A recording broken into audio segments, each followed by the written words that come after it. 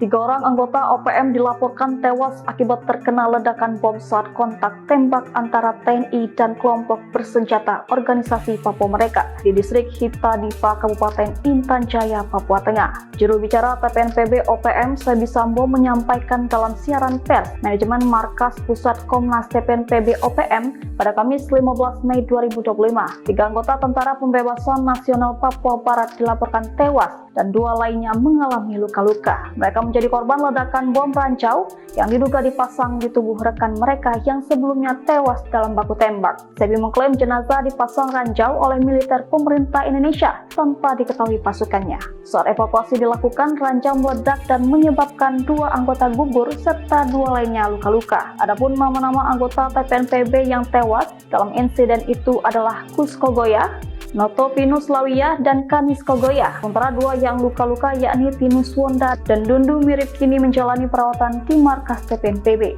Dalam keterangan tertulis, ia juga disebutkan ada tiga warga termasuk seorang pendeta dan kepala desa yang diduga diculik dan kemudian tewas ditembak. Ketiga jenazah diklaim telah dikremasi di wilayah Hitadipa. Sebelum terjadi kontak senjata pada Selasa 13 Mei 2025, sekitar jam 4 subuh adanya operasi militer yang dilakukan pihak militer Indonesia di Kampung Titigi, Kampung Nugusiga, Kampung Jaindapa, Kampung Sugapalama, dan Kampung Senamba. Operasi itu disebut dilakukan secara brutal lantaran terjadi penembakan secara liar di subuh itu saat warga masih dalam keadaan tidur. Sebi pun meminta kepada aparat militer Indonesia untuk menghentikan penembakan liar terhadap warga sipil terutama perempuan dan anak-anak. Sementara itu sebelumnya dari pihak TNI, dalam hal ini militer Indonesia, Kepala Pusat Penerangan TNI Majen TNI Kristo Meisianturi menegaskan bahwa operasi yang dilakukan TNI berhasil menewaskan 18 anggota OPM dan itu merupakan bagian dari komitmen TNI untuk melindungi rakyat Papua.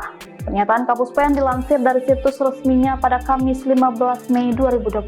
Kapuspen mengungkapkan bahwa selain melindungi rakyat Papua, operasi tersebut juga mendukung kelangsungan pembangunan di wilayah Papua. Ditegaskannya operasi ini dilakukan secara terukur, profesional, dan mengutamakan keselamatan warga sipil.